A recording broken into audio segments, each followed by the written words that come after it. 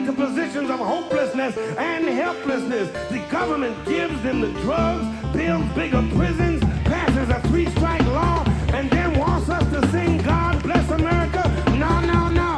Not God Bless America. God damn America. That's in the Bible for killing innocent people. God damn America for treating us citizens as less than human.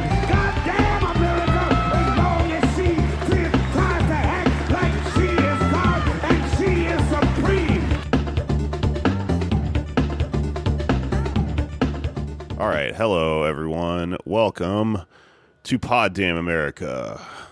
If you are here for the cum video, you want to go straight to our Patreon at patreon.com/poddamnamerica and sign up for just $5. We do not have tiers. We don't rip you off, all right? It's fair. We've achieved full communism. Whatever you can make, whatever you can give, you know, it's not a transactional show. We are anti-capitalists. If you really want to watch the video, I'll give you the RSS feed. Just email me if you're hard up for cash. This is just a way of keeping everyone afloat. Anyways, welcome to the show. I'm Jake Flores. That's Alex Patak. I don't have to piss. Welcome to the show. Anders Lee, freshly pissed, is here. Andrew's just peed here. Nice. And special guest, Nice. Ben Wasserman. Thank you for joining us. Thank you for having me. All right, everyone. Well, If you're listening at home, Ben has a comedically tiny microphone the size of a human finger that he's holding as if he is a giant man. yeah. I'm a big guy. Yeah.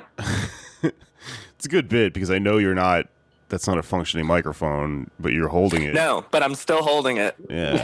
I think I mean, at some point it functioned. I don't. Does that not sound awful? Yeah, that Wait, sounds wait. like it's real. Okay, Sounds then like there you it's go. Actually working. Yep. There you go. Proof in the tapping. I Oh. did it. This is like, well, I guess this one's functioning, but have you ever done like a show or a mic where the mic isn't working, but people insist on holding it? They're Like, still holding it. Yeah. These traditionalists. Yeah. They just can't let go of the past. Yeah. You know, when Big J. Okerson does a set, this is kind of what he looks like. Oh, he's so big. Because he's so big. It's so big. The microphone of a normal man looks like a toy in Yeah. his gloved hands. Well, he's so freaking big. The fingers push through his gloves. That's why he's missing half the glove. Yeah. Yeah. Hulked out on him. He just hulked out from doing so much rehearsed crowd work. From yelling at people for having fucked up teeth or whatever he does. Yeah. You It's funny he ended up doing that because his original concept was a man whose hands grow. Yeah. Just he begins the set as he's 3 feet tall, and then by the end of the 10 minutes, he's like, that's like I said on the other episode, Big J oak tree person. He grows like a tree. He's And, That's true. Groot. Yeah. Yeah. Yeah. Or like a Shrinky Dink. He starts the set off and he's a small sponge. And then So many different things grow in this world. he's the baby Groot, and he's like, you know, have you ever dated an Asian man though? No? I didn't think so. Man, I You had and your sisters? Are you fucking? You guys scissor each other? I'm afraid of scissors because I'm a little plant. Okay. All right. What are we even talking about? Well, see, all right, look, there's... Boy, I got a segue. Are you sure? Yeah. All right, go for it. Well, you know what else is growing? The federal immigration enforcement bureaucracy. That was a classic Anders segue. I wanted to talk about ICE a little bit today, and I also wanted to talk about it because there's porn in the air because of the Legion of Skanks leaking porn that I did in violation of a law called revenge porn law. It's interesting. So my arch nemesis is also doing porn, Ice Bay, right? Interesting. That's true. You guys started comedy together. The morality of pornography runs the gamut from it's cool that a actual fascist is doing it. It's obscene that I'm doing it. And I thought it was interesting because Ice Bay is that fucking chick that like did thirst traps while she worked for ICE now has an OnlyFans, which makes her technically she could be arrested by ICE on the grounds that she's human trafficking herself. This is a real thing that ICE has used to arrest like sex workers and shit. So she's become like a paradox. Luckily, she knows a guy on the inside, and she fucks them on camera. I don't know if that is true. Do not sue me, I say. Apparently, it's like one of the biggest OnlyFans on the website, too. Everyone wants to fuck the Nazi. It's crazy, you know? Well, she is a registered Democrat. Really? That sucks. Is that true? She was at some point. Yeah, I remember when she first came out or whatever, and there was like a whole thing that she's registered as a Democrat and wherever she is. It's one of those things that's too on the nose. She's like, I can't be a fascist. I'm a Democrat. Right. Okay. No, I bet like either Chuck Schumer or Rahm Emanuel like contacted her about running for office. Like, we really Please, need you're so beautiful. Please, you gotta run. Oh my God.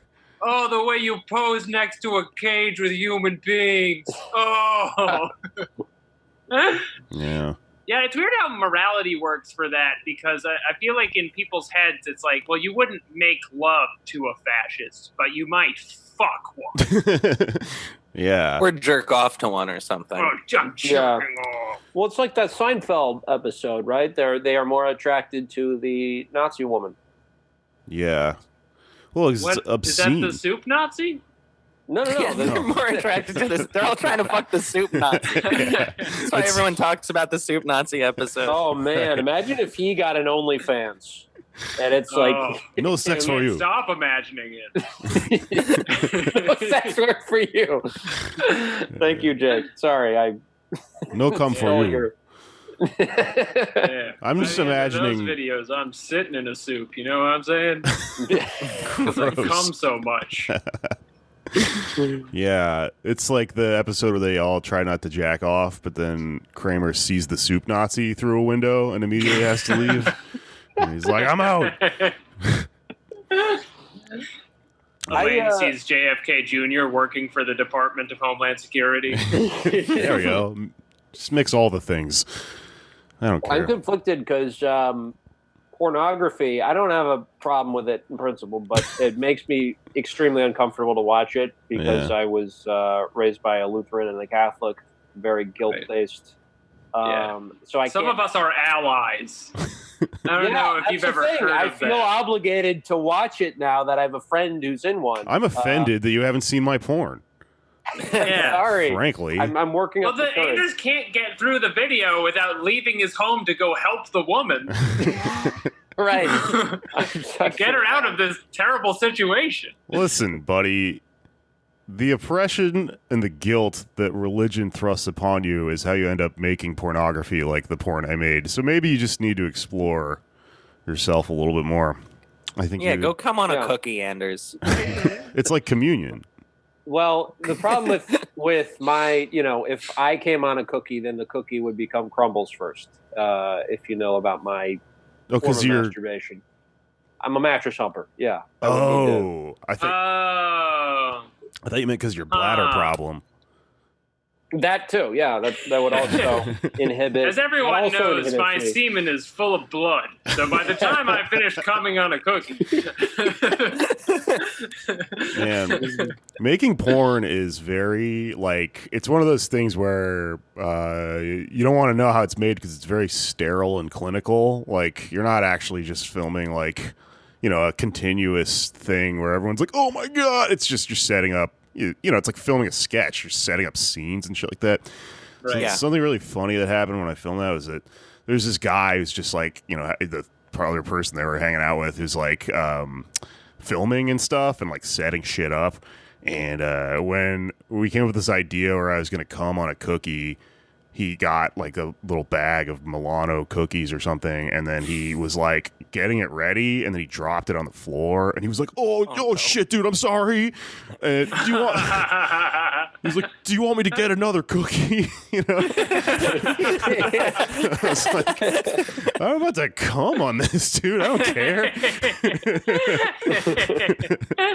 If anything, we should film us dropping it on the ground. Right. Let's add an extra kink into this. Yeah. I don't know where we are for our budget today, but let's get the shot. Well, I've read that I was reading an interview with a former porn star who is now like can't get her videos off the internet, and she said that when she started doing it, like they go into the office and it's just all women. They like, at least for the female porn stars, they try to make them feel extra comfortable before kind of like ripping them off in a way. I mean, obviously, there's different tiers of the industry and there's less, exploitative stuff out there. But in her case, it was like, let's like sort of insulate this place with women to make you feel comfortable, and then you're going to get screwed in more ways than one. I personally won't film a scene unless it's at a Planned Parenthood. That's just a rule I have. You need the shouts of protesters to get you ornery? Well, when I'm inside, I feel comfortable there. I do have a question for Jake about the revenge porn law. So Sure. what part of, like, what is the law? Oh, I don't fucking know. I haven't done my homework on it. I just talked to a lawyer the other day who reached out to me. I'll figure it out. I don't know. Maybe. I'm gonna maybe take this part out because I don't want to make myself legally culpable. If it Fair hurts enough. my case that I think this is funny to sue them. You can't sue someone if it's funny. That's one of the rules. Yeah. I will stop riffing on it now that we're taking this all out. I don't know. Maybe I'll leave it in. But I don't know. I don't know the specifics. And, believe it or not, I'm not a lawyer. I'm a comedian and sometimes actor and podcaster. Nice. Anyways, so let's talk about ICE. We all watched the documentary Immigration Nation on Netflix. Yes? I watched the Immigration Nation situation. It's part of it. I never thought about the fact that it sounds like they're rapping. Immigration Nation. So I gotta wonder from a producer's angle if they were like, is the rhyme too much? Does it match what we're about to do here? Well, no, I bet originally they were going to go with immigration. And then someone was like, no, we got to at least split it into two words. That's too punny, sir. Right. Yeah. Immigration. So you do not have a high opinion of the people who made this. Well, that's the thing. The people that made this, as it happens, are like IDF members and shit like that. Well, there was one who was served in the IDF, but stipulates that they did not believe in the occupation. So that gave them a level of empathy with the ICE agents. Without getting totally off topic, don't you have to serve in the IDF if you're an Israeli citizen? Yeah, you do. Yeah, unless you're a conscionable objector for like religious reasons or whatever. But okay. Even then they just like they'll shove you into some different part of the military. We put you in the Ender's Game section where you think you're playing a game, but there are terrible repercussions. Yeah, exactly. In a complete tangent, I found out this week that there's an Israeli tank that got programmed by recorded footage of players playing StarCraft 2. Wait. I have mixed emotions about that because, video game wise, very cool, but then real world reality wise, it's no good at all. Wait. Is it on Earth? Yeah, no. This is so the AI for I guess a drone tank. Used the real gameplay from StarCraft 2 with professional players, high level players, because there's so much uncertain information, moment to moment decision making that they recorded millions of hours of that and then just mapped it onto this tank, and now it can flank you by itself or whatever. Wait, nice. So there's a tank out there that's it's it's like a siege tank from StarCraft, and it's like moving only. That's right. It opens up. It gets 3 times as wide. It plants into the ground with human feet, and it shoots 4 times the distance. The guy that's driving it is going like, God damn it, Rainer, you know, whatever the fuck that guy says. In the book, bye. Proceeding. We require more Vespian gas. You got mixed up with the Protoss. This is step 1 to getting the rest of the Terran technology, and it's a bad downhill slope from there. Yeah. Damn. All right. Well, that's fucked up, but cool because StarCraft. Although I'd say StarCraft 2 game was kind of a flop. Yeah. No. Really?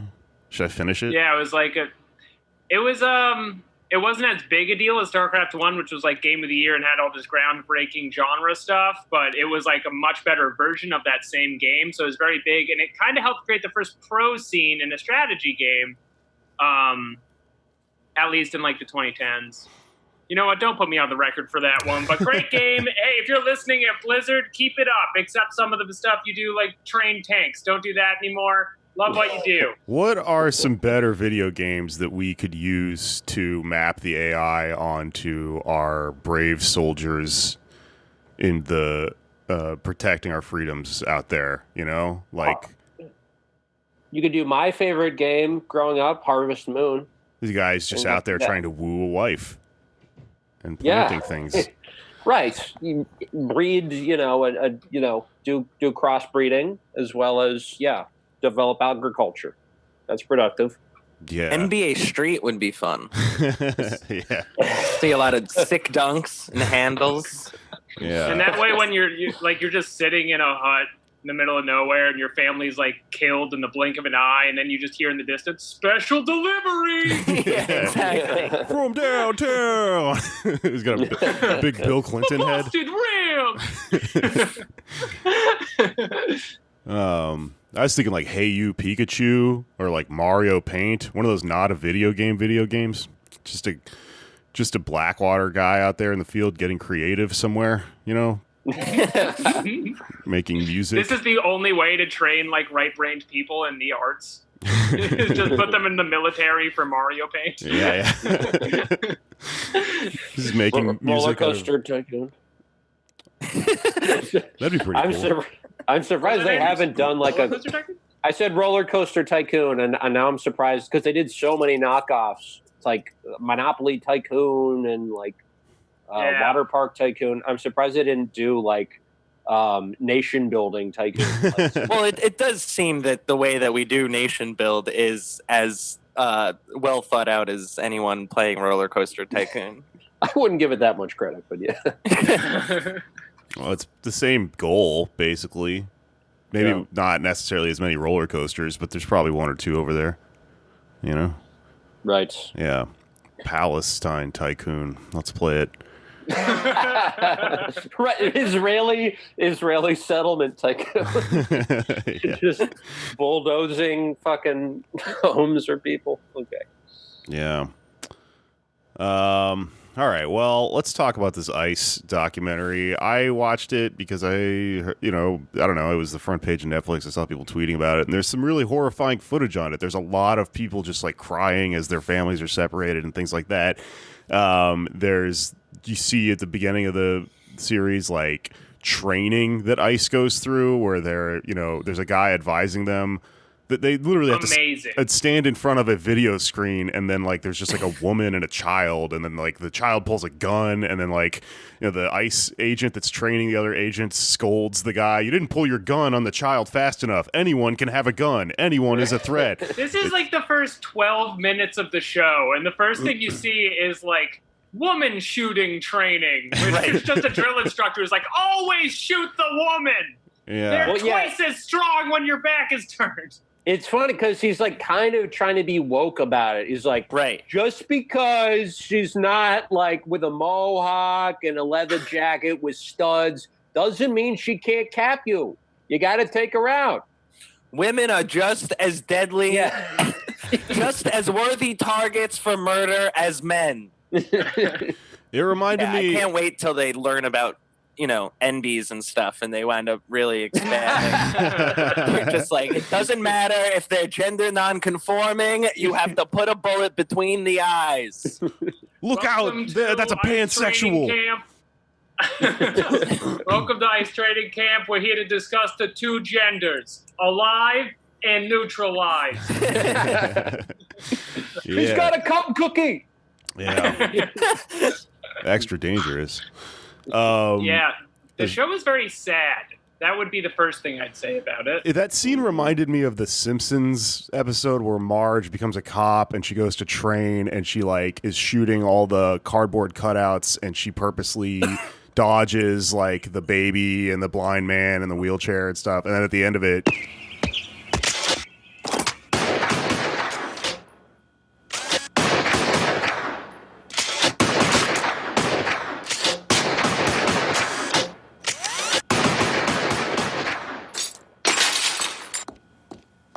You missed the baby? You missed the blind man? it kind of had the same air to it. And the documentary, to me, at first kind of had the vibe of those documentaries where the person filming doesn't realize how bad they look. Like it was going to be one of those things where you're like, oh my God, we're exposing, how horrible this institution is. But then this other, both sidesy undercurrent starts to show its head. Because it's produced by, I guess, people that are not abolitionists of ICE. Kind of interesting. Right. But that does come up a few times. They say just it's not bad people, it's a bad institution. Does that mean we get rid of it? I'm not saying that. It's you have all this footage. You're the one who took it. You went on the no-knock raid. We haven't been there. Yeah, but I mean, the thing is, it might as well be because there's just... So, there's just no way you can justify the existence of this agency, even if you believe in borders. It's just totally unnecessary. We don't need ICE. We don't need an immigration system this way. It could be completely different. So I think it's very hard to take away any other message from this other than we need to completely overhaul the system, including abolishing ICE or, breaking it up or doing something like that. I mean, they don't go into the history of Westphalian states and borders and stuff, but there are people in the movie who are against borders and they do talk to them and they're kind of the heroes of the movie. So yeah, I'm kind of thinking it's possible that the reason that these people, the producers, had to put out the message that we're not pro-abolitionists is maybe just to sell it to Netflix, but I might be being optimistic there. Well, I think if this had been made 10, 15 years ago, it would have been even more both sides. It would have been gee, we don't know. This is the issue. You decide. We report, you decide type of shit. And it would have a lot of the same stuff except the family separation because they have a whole episode just focusing on that. Yeah. Right. I mean, it seems to be a anti-Trump, anti-family set. That is the motivating thing behind. Hey, we like ICE, but this Trump guy has really fucked it up. Fucked this good thing we had going up. Yeah, but they do go back to the history a little bit and say, look, this was bad before Trump. This is they blame Clinton for a lot of it, rightly so. Yeah. I think the bipartisan thing, I don't know if they're really trying to. I mean, they say that, but it's just gotten so bad. I don't know how you can both sides of this one. There's pretty clearly bad guys here. I was texting my brother about it while I was watching it, and he was didn't they try to kind of both sides that, or you can tell the way the ICE agents talk to the camera that they must have sold them on the camera guy being there. Now you can tell your side of the story, but there's no version of their side of the story that even they are okay with. The one thing some the of them show, are. Yeah, well, some of them are ideologically Nazis, but then they have so many interviews with guys who are in the van. They're these people they call us a lot of unfair things. They call us Nazis, but hey, I got a house now. Or yeah, I would say they try to humanize the ICE agents, which, the way they spin it is kind of their showing both sides, you know. You could argue that, but that's what those people are like. And I think that's the real part of the conversation, that if you were like relitigating 2016 and the Trump coalition, you had this whole portrayal of him as like the weird right-wing economic justice guy, where he's like, people need good jobs and I'm going to give them. And then Hillary Clinton being like, they don't need good jobs because they're racists or whatever. But if you have 15% of the American population working in arms manufacturing, the military directly, or law enforcement, you're just going to get guys who are just dumb guys working as ICE. Well, That's what the show is. A note about that. So, Alex, you know, you've been using a stock character accent to do the cops in this episode so far as we talk about ICE, but I just wanted to point out, like, as I was watching this, I noticed it's not Jersey shithead guys. It's not like Irish cop guys. What it is, it's really weird. It's a lot of Latinos, but you'll notice that the victims are just like Mexicans and Hondurans and shit that just speak. They have a much different accent. They have a native accent. All the ICE agents have this weird, like, third generation Mexican they sound like my uncles and shit, and like old shitty comedians that I would do stand up with in like San Antonio, who were somehow right wing, having bought into the system, you know, and after trying to ideologically gain some protection by moving here and becoming a fucking, you know, small business owner or whatever, and, you know, it's not, I don't like to, you know, hey, listen, I voted for the guy, but, you know, it's like, it's a whole different fucking thing. It's a character that is not in, it's not in like the American zeitgeist the way like, what the fuck, like that cop is, but I know this dude and he fucking sucks. He works at LOL Comedy Club. No, I think maybe part of it is, I don't know if it's like as much of a guilt in that you're doing it to like the same race of people that you are, but the stories that come out of this are insane. Like that one guy they're interviewing who's one of the most remorseless deporters who works at the office in the second episode is like, people say, do I know what I'm doing? Yes, my mother was deported last year by me. I got people in my family that I've had to put on a plane.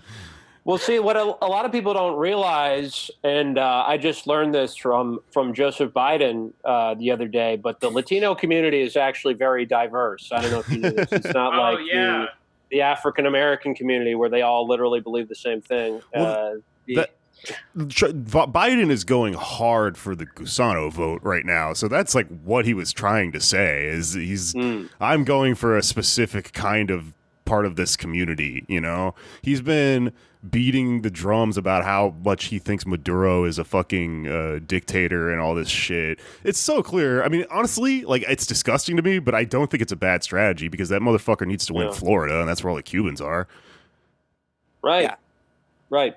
I mean, so one thing that this documentary didn't do that I think like a both sides type of thing would, like from 10, 15 years ago would have done, which is take like the Fox News angle and say like, look at this white guy, this white family. They used to have jobs, but then immigrants moved to the community and took the jobs. Like they don't play that game, which I appreciate, you know, like they just make it about they also don't try to like get too caught up in the public opinion so much and like why white voters feel the way they do about blah blah blah. They're pretty just much focused on the issues at hand. Well, yeah, every ICE agent they interview in this thing is just like, yeah, a lot of people call us Nazis, but you gotta do what you gotta do. It's pretty much it. Like, there's very much like a nothing can be done about this. This system must exist for a reason, which is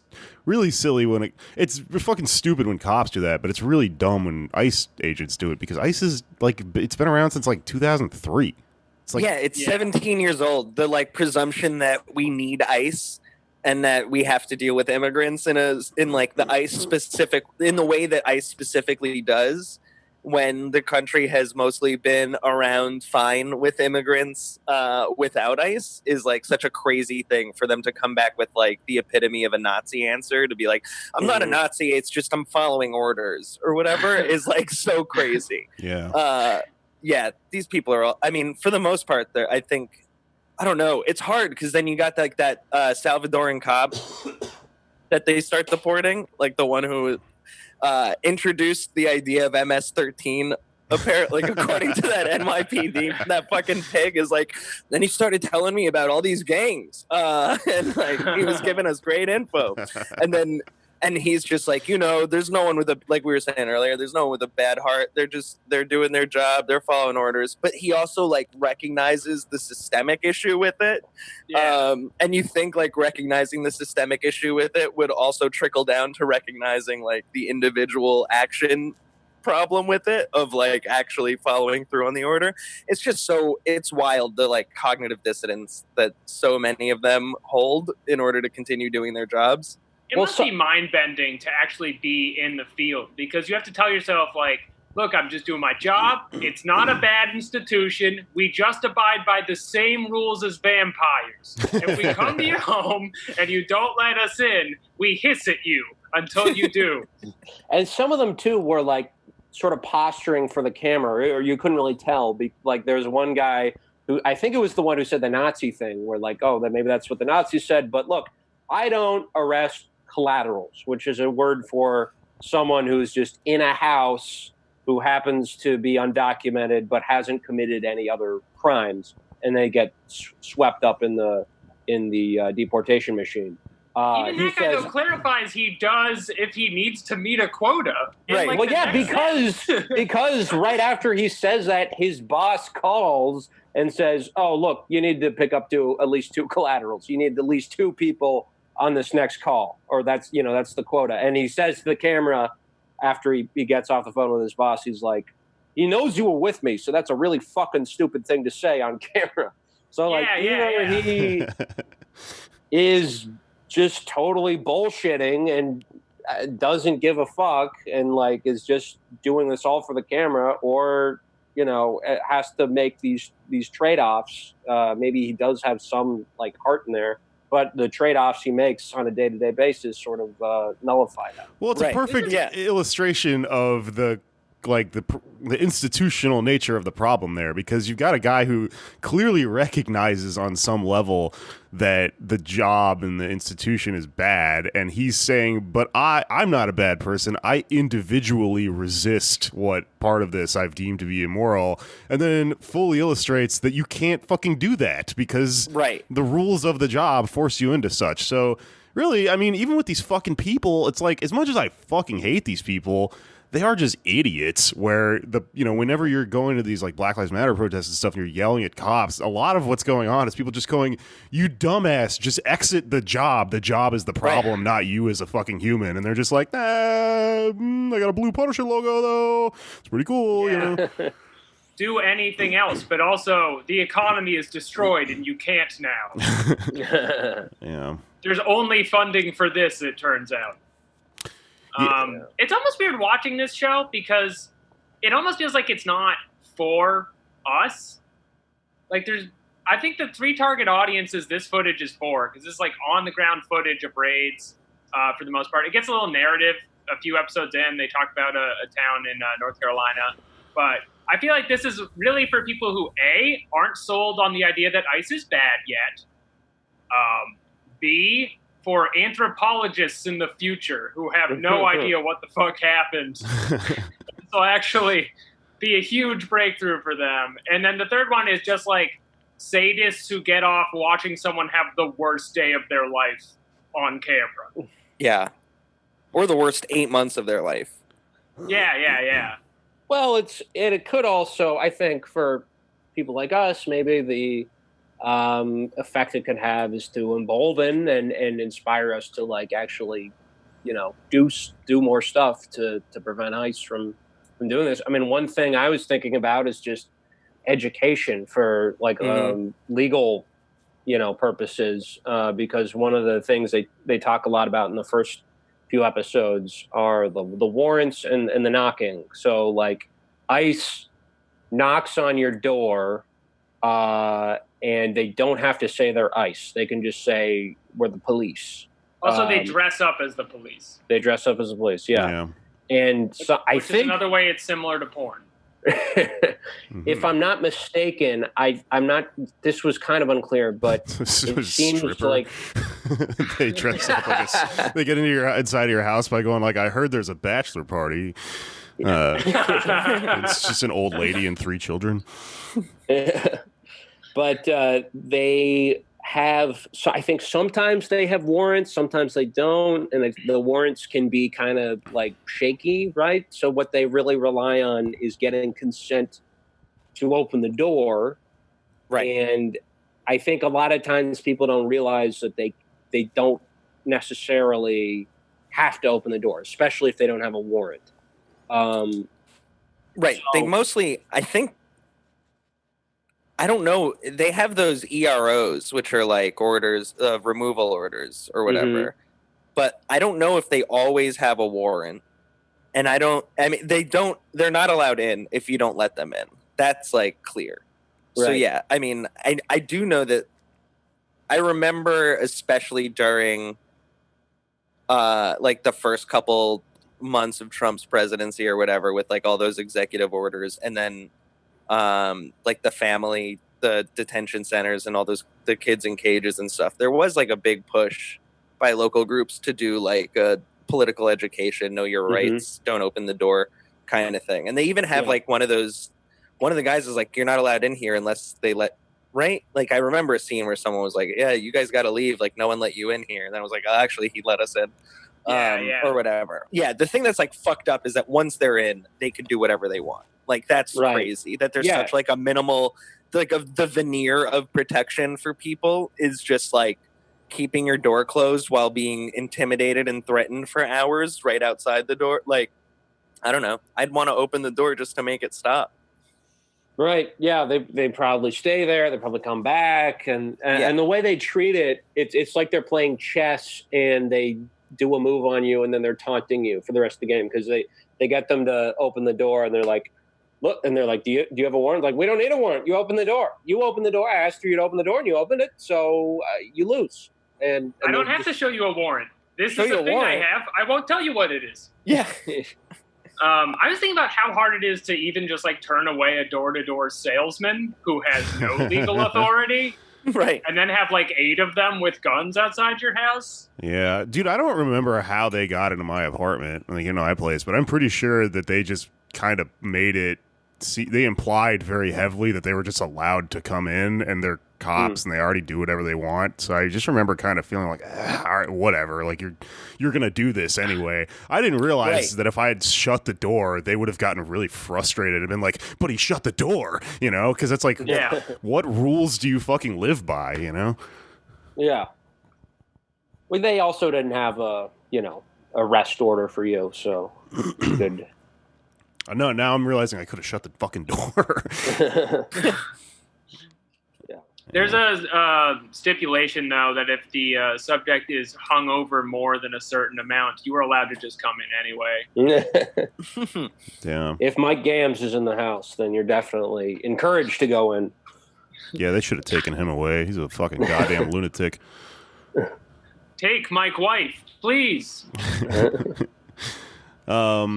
Yeah, so I don't know. To me, I guess the value of this thing to me, what was really interesting to me was the institutional nature of it, and like watching, like we've been describing a couple times up to this point, people like within the system suddenly being consumed by the system, like that guy saying like, I deported my own mom or whatever.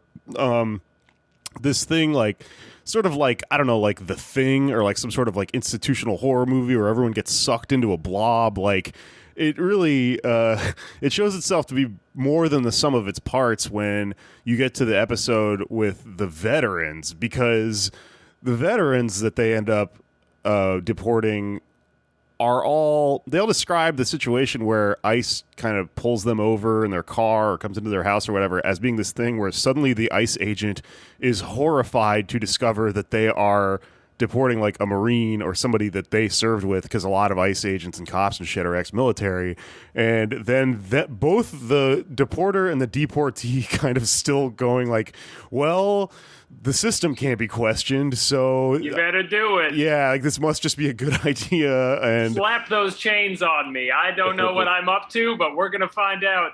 Probably the best one is the guy who gets deported and is somehow trying to rationalize the whole thing without really becoming unpatriotic. And so the episode follows this like nerdy dude who got sent back to Mexico, who's just like, I mean, he's clearly like a libertarian crank type of guy, and he's got this weird high-pitched voice, and he's just like, Thomas Jefferson would never have wanted this to happen.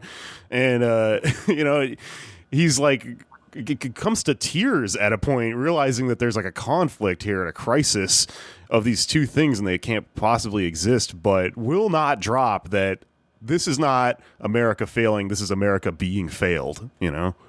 I thought this was like the most ideological part of the whole thing, because this moment is like, it's very lib-brained, and like, if you weren't moved by the last 2.5 hours of us rounding up families and breaking them apart, here's a guy who drank all the Kool-Aid about nationalism and just is still getting tossed out of the country. And he's like, America, they're the only country with birds. And he's still gotta go. Right. That's one of the things that sort of would bug me about like the DACA debate, you know, because obviously it's a good thing. Like I know friends who have DACA, and it's, you know, obviously I want them to be able to stay, but like the way that they are kind of focused on and is like comes at the detriment of a whole lot of other people who aren't, you know, weren't the kids when they came here, or didn't qualify for whatever reason, and they're, you know, people like me who are not particularly like, they didn't serve in the military, they're not necessarily contributing that much by the standards of, you know, the U.S. government, so they're like sort of left by the wayside. They're not considered in this debate, and it's like, I mean, it was an interesting part of the narrative, but like, you know, there should be just as much attention paid, I think, to people who didn't serve in the military, people who don't have, you know, right, exactly, education. Yeah. It almost seems like after you watch the first 3 episodes, you shouldn't need to watch It Happened to a Soldier to be sold on it. Yeah, it was kind of like offensive in a way, because you're like, well, fundamentally, I don't agree with soldiers, but I do on a agree. 1-to-1, this guy is less sad than the family from last episode. I mean, this guy still got his wife. He said, fuck the deportation, and came back. He took a video of him coming back in over the border, like from Tijuana. Meanwhile, you've got like guys like Bernardo or whatever from Guatemala, who's been separated from his son, stuck with his like fucked up shitty aunt, and he's, yeah, it's just crazy. Like, if that didn't drive you, why should some guy who seems to be living pretty fine in Nevada actually it's wild. The selling point on it is almost in the dangerousness for the fascists, because there's a scene where he's talking. So he's been speaking with this newly elected governor about getting a pardon, and he shows up at her office the day she's elected and is like, "You got in. You have to give me clemency so I can stay. I need to stay. I'm in a Marine uniform. I'd take a bullet for you right now." And he's just screaming at her secretary because she's like, she just got him. She's not taking appointments. He's like, they're going to kill me, you know? Right. But watching that, I mean, she is very sad for him, but there's a moment where like, maybe this guy's all right, but you're going to get guys who just start shooting everyone if this keeps happening. Like, it's almost just bad strategically for you to do it. It's not even a moral issue. Yeah, I mean, that guy is a, you know, like a kind of maybe PTSD'd up, like kind of rattled, shell-shocked ex-military guy who is crying in front of your congressional office. There's one fucking feather falling on that guy. One extra factor is that's a mass shooter, you know? Everyone dies. He lives in a compound. He's like, That's how the "Ah, episode starts. the Beware of Constitution." dog. Watch out for cameras. I'm strapped. Yeah. I've got a head to neck that it's one big thing. He's got a big ass neck. I'll give him that. Yeah, he is daddy. No I mean, one's saying he's not daddy. it does at least sort of like show the hypocrisy, I guess, of like nationalists who Totally believe in the troops, but not when they're undocumented. And it does reveal the reason that you can deport veterans is because of Bill Clinton's immigration bill in the mid-90s that he signed. right. Yeah. So One of the last episodes is about that, right, Andrews? You were saying? yeah, About it goes into that immigration bill a little more. So like, I mean, it is interesting how that stuff happened under Clinton, and in many ways, like Reagan and Bush 1 were, I guess now we would consider them better on immigration. I think that was just because like in the 80s, we needed like an influx of cheap labor. So they didn't really, that wasn't a priority for them, like making sure people who are here legally or not. It was also before NAFTA, so I don't think it was as much of a sticking point because deindustrialization wasn't at the same place. Right. In America. It was kind of, it was moving in that direction, but NAFTA really accelerated things. And at the same time, you had this immigration bill, which I'm sure the Democrats bragged about for being like slightly less harsh than what the Republicans would have done. That was like what they did with all their achievements in the 90s. They're like, well, yeah, we did this Republican thing, and it was like 5% less bad than what, President Bob Dole would have done. 90s Democrat move is showing up to the prom with the same dress as the Republicans and then insisting they go change. Yeah. Right. The cannibalization thing where Bill Clinton is just sitting there with blood hanging from his mouth because he just ate your entire platform out from inside of your chest. And he's like, what are you going to do about it? What are you going to run on now? Excuse me, I have to ruin a perfectly good saxophone. More like last of the Mo Clintons, folks. Yes. There you yes, go. Sanders. But Get him. his immigration bill, like, sort of set in place what we have now with this area on the border that kind of like most of the immigration funnels through. I mean, a lot of it is by plane, but a lot of the on foot immigration goes through this area that's like desert, and it very sad episode. The last episode shows people dying trying to get across the border, and they did this because you have this influx of immigration. Bill Clinton's like, for too long we've tolerated illegal immigrants, and they don't want to shoot them necessarily. Coming into like places like San Diego, that would be a bad PR move to shoot immigrants coming in. So what they do is they ward off, they close off everything except for this little area of desert where people come through, and it's very difficult to make it through that area. So a lot of people die, and so instead of shooting people, they just kind of let them die. And the idea is that it'll be a deterrent, but as was just said, this was passed while NAFTA was going into effect, so the Mexican economy was getting destroyed, and so you have people just who have no good options who are deciding to try and come to the United States. So it hasn't been a deterrent. We've been trying to say that for 25 years now. Well, he essentially just threw a bunch of people into the fucking thresher by creating that, and then also creating a problem that forces people to have to try to cross it, right? Right. It's the 300 move. We move them into the narrow corridor where their numbers count for nothing. Wave after wave, smashing against spot and shield. Yeah. That's Hillary Clinton speaking. I'm trying a new voice. How does this sound? Is this good? Too many women are refusing STEM. Yeah. Universal health care will never, ever come to pass. Yeah, for an organization that supposedly they have some of the best footage in the entire thing is they have the press secretary for ICE or whatever that job is. Oh, yeah. Kristen Christian Nielsen. Yeah, that one. They have great footage of her. They're asking her at a press conference, are you separating children from their families to send a message? And she says no, interspersed with footage from a guy actually on the ground at ICE being like, we're hoping maybe we'll send a message and then they'll stop coming. Right. Right. Are you trying to have a deterrent? No. Yeah. So I think this is a great deterrent. Yeah, it's really insane. Intercut with her being like, the fact you'd ask me that is so offensive, and I am leaving this press conference. All they want to do is make deterrents. It's like what the organization is there for. Also, there's Stephen Miller-esque PR guy or whatever. Yeah, that slime ball.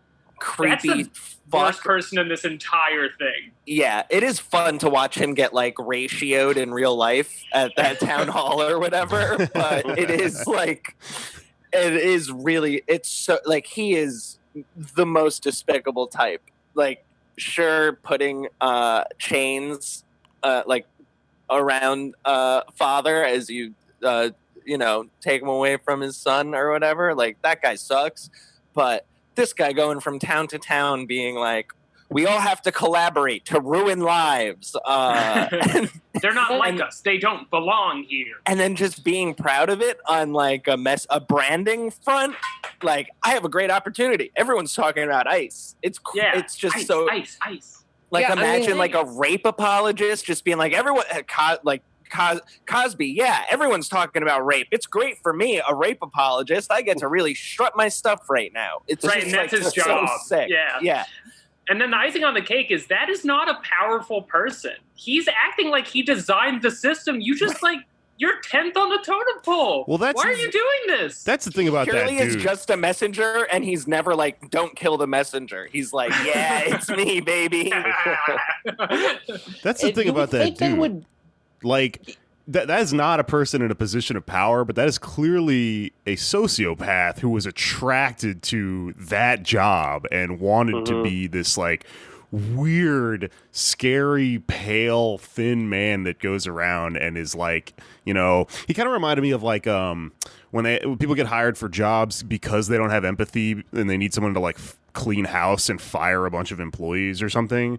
Like, that guy realized that he could make probably a lot of money in a professional setting by just like withstanding all that fucking like heat and like just tears and shit, because he's just like, I passed the psychopath test, I don't empathize with anyone or whatever, and then I go and sit in a fucking hotel room after this and drink a cold vodka with one ice cube and just like stare in the dark. I got a bachelor's in taking a yelling. I don't get why they hired him. Like, they hired like like Hollywood fucking ICE spokesman. Like, he's beady eyes, he's balding, like he looks like a bad guy from a movie. They should have. I don't know why they didn't go with like Anna Navarro. He looks like a bad guy for a movie, but he is a bad guy in real life. He's the perfect person they could have picked. I think that they hired the best fitting employee of any job I've ever seen in the world. But you would think they'd want to improve their image by like hiring a Latin person. No, but that's what I'm saying. Everyone who works there, nobody thinks that way. They're all hot dogs. That's what I'm saying, though. I mean, obviously, they do some of what you're describing. They do hire a lot of Latin people and a lot of people who will brand well, or maybe even be able to like to cover some of these things with a little bit of I don't know, just color in any way. Meanwhile, this guy he serves the opposite function, but they clearly need him too, because this dude is the executor. He might as well have a fucking black bag over his head. His whole purpose is to not feel anything and do all the dirty work. Like, he reminds me of one of the characters they would bring in like the Boondock Saints to assassinate someone or something. He's one of the just most clearly evil looking fucking people ever. He's the dad. Yeah. They get him out of prison to go do the statements. I think we're around an hour now. Yeah. Is there anything else on this? Abolish ice. Yeah, I mean, Andrews, you watched the rest of Okay, it. out of 7 Dragon Balls, how do you rate ice? Can we use the Dragon Balls to summon the dragon to bring back all the dead children? You can summon the dragon, but the dragon works for ice, and he will deport you. Okay, fair. Then I have to I have to run across the dragon road to get back into America every time I get deported. I think you're thinking of Snake Way, and that kind of ignorance is what got us here in the first place. Yeah, and then I meet that guy with the Satan shirt and shit. Yeah, he's... Yeah. Oh, man. There are a lot of heroes in the movie, though. There are activists at that part of the border who leave water and stuff, and the water gets thrown out by Border Patrol and shit like that. And then it shows a couple DSA images and people with the town hall showing up, and so that is encouraging. Although, like, one of the plot lines is this new sheriff. There's a new sheriff in town in North Carolina. New sheriff in town who refuses to cooperate with an order from I think the executive branch. And ice cracks down even more. So they will be recalcitrant if local states and municipalities try to and counties try to try to soften their immigration enforcement. Ice will come down on you even harder. So it's very difficult to get any. Which is the sticking point for why it has to be abolish ICE, not reform ICE, right? Mm-hmm. Is there a federal program? It doesn't matter what you do locally to combat them. They only answer to the Department of Homeland Security. Right. Which you think would be a bigger sticking point in the literal footage, but it is pretty easy to connect 1 to 2 there. They're just completely unchecked Gestapo. Yeah. All right, well... But anybody going out there making Facebook Live videos, salute, because that looks scary as hell. True. Yeah. True. Yeah. All right. Shout out to anyone with the balls to do that. Well, I guess that concludes our ICE talk today. Is there anything else we wanted to get to before we round out the episode? I have a story real quick. Okay. That The senator in green. The senator in green? I'm calling on you. You're wearing green. This is a podcast. I regret it. Well, someone who is trying to be a senator is the son of a former senator and vice presidential candidate, Joe Lieberman. His son, Matt Lieberman, is running for Senate in Georgia, of all places. Sort of surprising. How'd he get down there? I don't know. I think he is a lawyer, and there have been a lot of people moving to Georgia from the north, apparently, over the past decade or so, and he's one of them. So he is running in Georgia. They're all going to work for Adult Swim. I went on his website. He went to battle Charlie Daniels with a violin. I was looking on his website, and his ad, it begins with him talking to his dog and complaining about the Senate to his dog. Basically, the message is that this is a single dad who's fed up with Washington, wants to make some changes. I'm very lonely, and I'm running for Senate. Please help. I'd like to meet more people. I talk to my dogs. Please. But it's sort of weird because he's running in a special election, which is happening the same on election day for the president and everything else. And there's another Senate election going on in Georgia, but this seat has 4 people running for it, 2 of which are Republicans who are going at it. And then you have him and a preacher, Mr. Warnock, who looks like a decent candidate. But Lieberman is in there, and apparently it just came out that he wrote a book a couple years ago entitled Lucius, which is it's named after a character, an imaginary character in the book that he wrote after Charlottesville, and the character is an imaginary slave. No. Oh, the main character of the book is a man named Benno, who imagines a slave that he has a slave, and so it's about this old white guy standing on top of the slave. Yeah, he's walking around imagining with his imaginary slave, who he treats like sort of a pet, and profusely uses the N-word in the book. It's all over the place. And so, I mean, if you're a slave, why not? What do you have to lose? And that, I mean, he was trying to provoke, I guess, with this book. But the NAACP in Georgia has asked him to drop out. They said if he Look, wants we to love the book. We just think you should drop out. You need to focus on your writing full time. You don't have a lot of voices in this generation who can do what you do. Is there more of a plot to it, or is it one of those like existential kind of like slice of life novels for Beto? Well, it's kind of a slice of life thing. The narrator apparently of the book is a Jewish man who's based on Lieberman, who volunteers at a nursing home and meets Benno, and he finds out he thinks he has a slave, and so Benno's just recalling his life to the narrator, whose name is Tree, and says that he inherited Big J. Okerson. Yeah.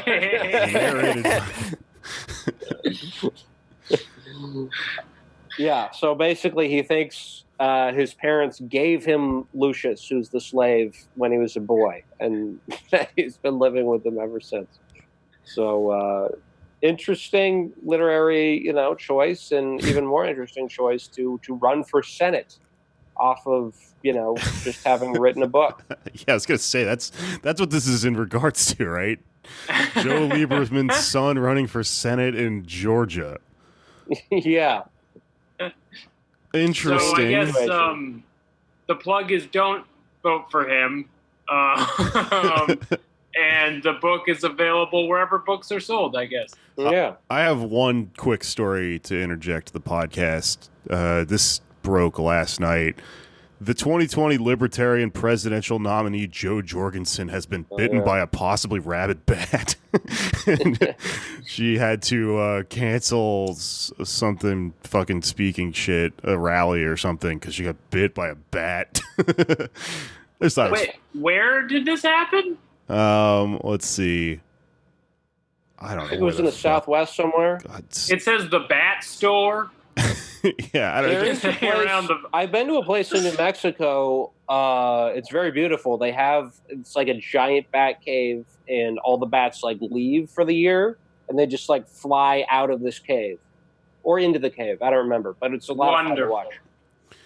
I wish I was there now. It doesn't say. I don't know where the fuck her rally was. The bats are everywhere. It could have been anywhere. It doesn't matter. She's not going to be president. I will say, I tweeted this, but if it had been John McAfee who was bit by the bat, he would not have canceled any events. That's true. He would have been like, I am reinvigorated.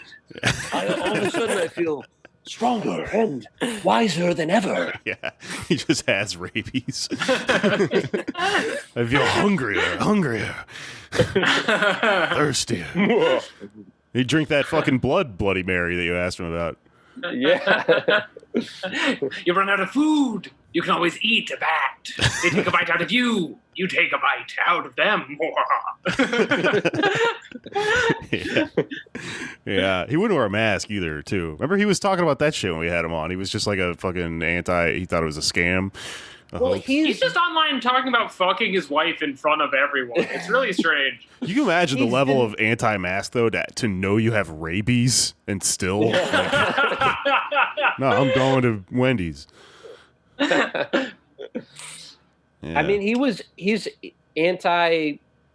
Well, yeah, he was downplaying coronavirus when we talked to him, but also quarantining. So he just thinks it's stupid that everybody else is doing it. But I guess right, special, so it actually counts for him. I don't know. Just because you have a fear of water doesn't mean you have to have a fear of going to the store. That's a rabies joke. Oh, right. For my rabies. Who knows a lot about rabies? Loving that one at home. Right in.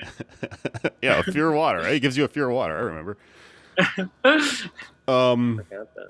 Ben, did you have anything you wanted to promote while you're on the show?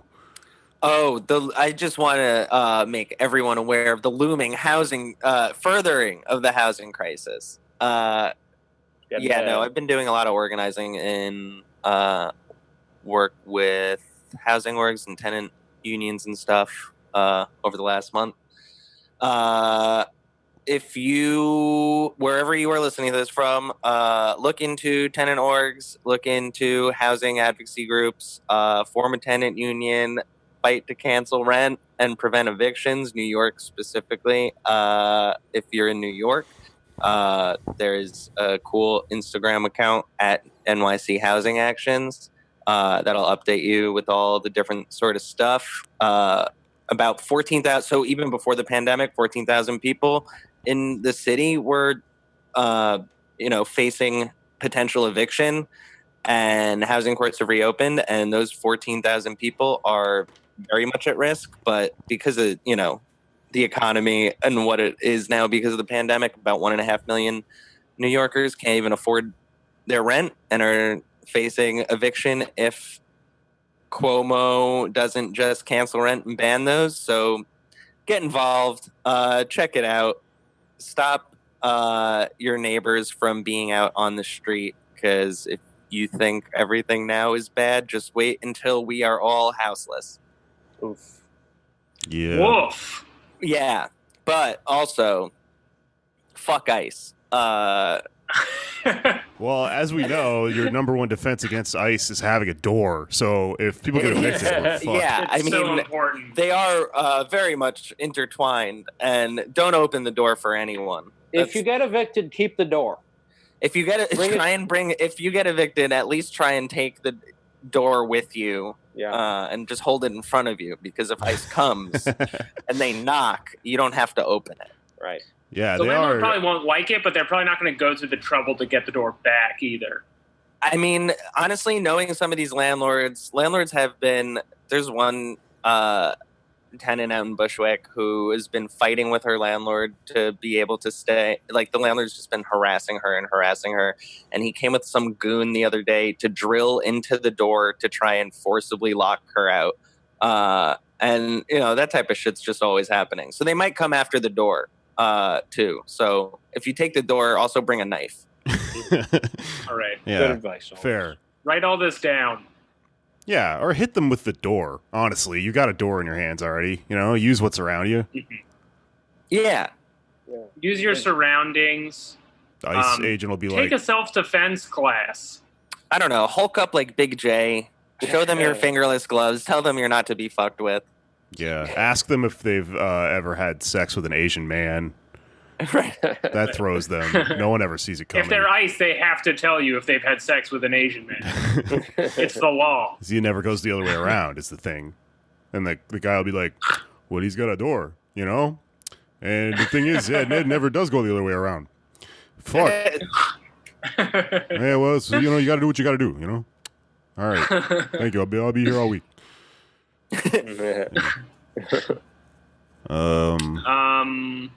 Follow me on Twitter at Patak Jokes, and I'll share all of Ben's housing things. Oh, and yeah. I'll put all my stuff on there. So there you go. At Anders Lee here on Twitter. There is actually an eviction planned in Maryland, very close to the D.C. border on Monday. I don't know if I should give out details on the air, but if you're in the area, DM me and I'll send you info. People are going and going to try and disrupt it, and it's been successful in the past. So Yeah. very important stuff to do. So if you're in the DC area, hit me up at Anders Lee here on Twitter, Dursley1 on Instagram. Nice. All right. Ben, did you do your socials? I forgot. I didn't. I don't care. At Ben Wasser tweet on Twitter. I post bullshit, but you could follow it. I just tweeted a photo of Ben with the tiny mic, so you can see what I'm talking about. All right. A pretty unflattering photo. Or Ben Wasser Graham on Instagram. Pretty easy to remember. Ben Wasser tweet, Ben Wasser Graham. All right. Well, you know how it works. Everyone's in the show notes and shit. Obviously, I'm at Feral Jokes on here and everything. I listen to Why You Mad if you want to hear like an extended cum podcast. Obviously, it interrupted our workflow, and we had to do a podcast about cum and pornography and all the things. So please check out my podcast that I do as a sideshow. A sideshow? That's not a good way to put it. Listen, I'm a freak. I so fucking freak with your cum cookies. and Please come. Step check right it out. up and see the man eat a cum cookie. most importantly, It's loaded with booge. if you want to see the video, sign up for the Patreon.